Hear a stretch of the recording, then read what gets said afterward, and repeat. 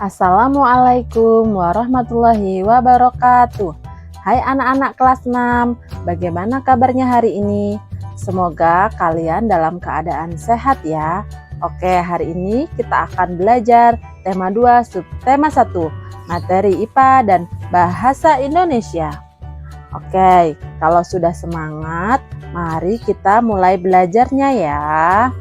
Yang pertama, muatan IPA. KD 3.3 menganalisis cara makhluk hidup menyesuaikan diri dengan lingkungannya.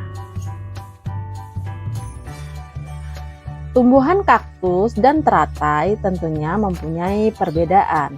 Perbedaan tersebut menjadi ciri khusus tumbuhan sesuai tempat hidupnya. Cara hidup tumbuhan tersebut ditentukan oleh kondisi lingkungan tempat mereka tinggal. Setiap makhluk hidup memiliki kemampuan untuk menyesuaikan diri terhadap lingkungannya. Kemampuan seperti itu disebut adaptasi. Adaptasi adalah kemampuan makhluk hidup untuk menyesuaikan diri terhadap lingkungannya atau ciri khusus tumbuhan untuk hidup pada daerah tertentu. Tujuan adaptasi adalah untuk mempertahankan hidupnya, untuk memudahkan mencari makan dan melindungi diri dari predator. Jenis tumbuhan berdasarkan habitatnya dibagi menjadi 4 macam.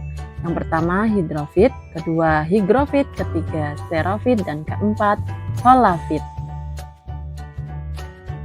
Jenis tumbuhan berdasarkan habitatnya yang pertama hidrofit. Tumbuhan yang sebagian tubuhnya ada di permukaan air.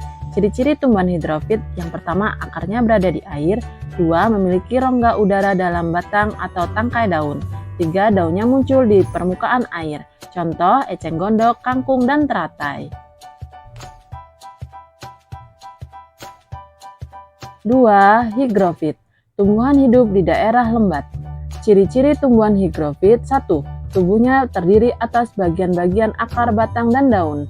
2. Batangnya pada umumnya tidak tampak karena terdapat di dalam tanah. 3. Daunnya yang muda umumnya melingkar atau menggulung. Contoh, pakis, paku-pakuan, dan lumut. 3. Xerophyt. Tumbuhan ini tumbuh di daerah yang kering. Ciri-ciri tumbuhan xerophyt. 1. Tumbuhan ini memiliki daun yang tebal, sempit, kadang-kadang berubah menjadi bentuk duri, sisik, dan bahkan tidak memiliki daun. 2. Batangnya tebal dan mempunyai jaringan penyimpan air. 3. Akarnya panjang. Contoh tumbuhan xerophyt yaitu kaktus, pohon kurma, dan lidah buaya. 4. Halofit. Tumbuhan hidup di daerah garam tinggi. Contoh lingkungan dengan garam tinggi adalah laut, muara sungai, dan tepi pantai. Contohnya yaitu tanaman bakau. Indonesia mempunyai kondisi alam yang bermacam-macam.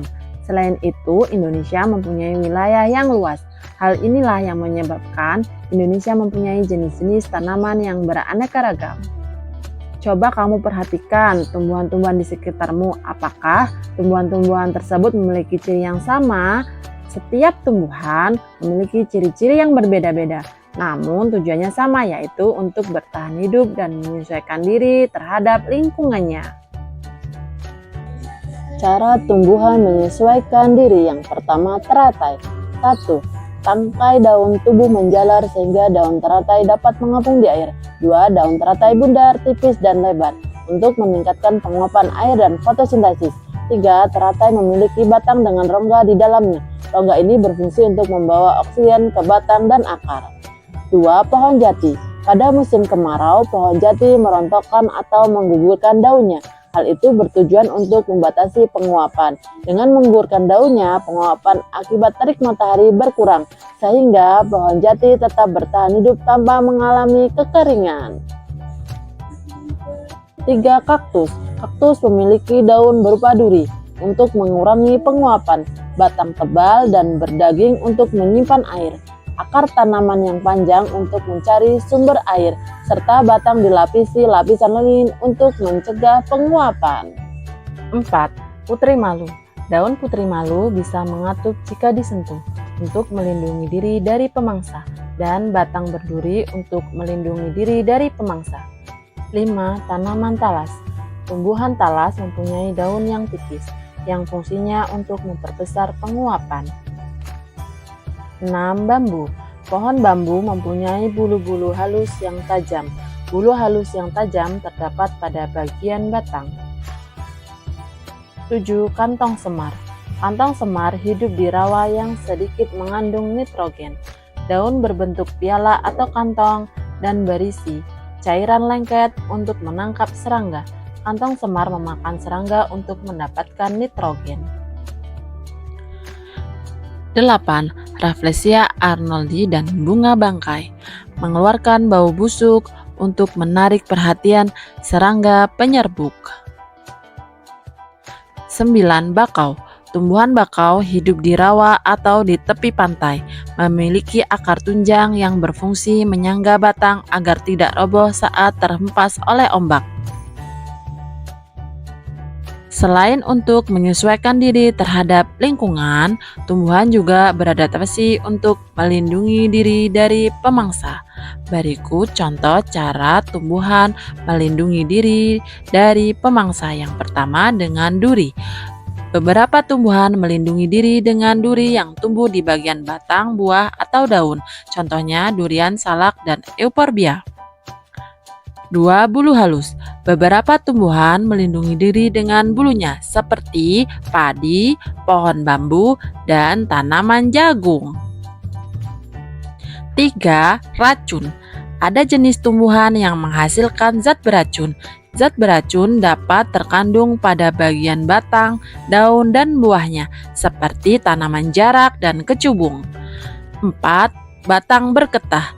Beberapa tumbuhan melindungi diri dengan batang yang bergetah seperti pepaya, nangka, karet, dan bunga kamboja. 5. Rasa sepat dan pahit. Beberapa tumbuhan melindungi diri dengan rasa buah yang sepat dan pahit seperti belimbing dan jambu biji. Yang keenam, mengatupkan daun. Salah satu tumbuhan yang dapat mengatupkan daunnya adalah putri malu. Hal ini dilakukan untuk melindungi diri dari herbivora yang akan memakannya. Selanjutnya, muatan bahasa Indonesia KD 3.4 menggali informasi penting dari buku sejarah menggunakan aspek apa, di mana, kapan, siapa, mengapa, dan bagaimana. Kata tanya untuk membuat peta pikiran suatu teks. Informasi penting di sebuah teks dapat disajikan dalam bentuk peta pikiran. Peta pikiran dapat dibuat menggunakan kata tanya. Ingat kembali beberapa kata tanya dan fungsinya seperti berikut. Apa? Untuk menanyakan suatu hal atau peristiwa yang terjadi. Siapa? Untuk menanyakan seseorang atau pelaku yang terlibat dalam suatu peristiwa. Kapan? Untuk menanyakan waktu terjadinya suatu peristiwa. Di mana? Untuk menanyakan tempat terjadinya suatu peristiwa. Mengapa? Untuk menanyakan penyebab terjadinya suatu peristiwa. Bagaimana? Untuk menanyakan cara atau proses terjadinya suatu peristiwa. Menulis informasi penting suatu teks dalam bentuk peta pikiran. Suatu teks memiliki informasi penting. Informasi penting tersebut dapat kita temukan dengan membaca teks secara utuh.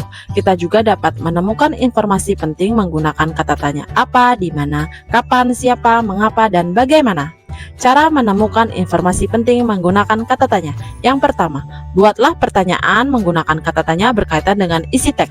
2. Carilah jawaban dari pertanyaan tersebut pada teks. 3. Gunakan jawaban tersebut sebagai informasi penting yang kamu temukan dalam teks. Ayo carilah sebuah teks di buku berkaitan dengan sejarah. Selanjutnya, temukan informasi penting dari teks tersebut menggunakan kata tanya. Sajikan dalam bentuk peta pikiran, kemudian presentasikan di depan kelas dengan penuh percaya diri. Terima kasih. Semangat ya anak-anak.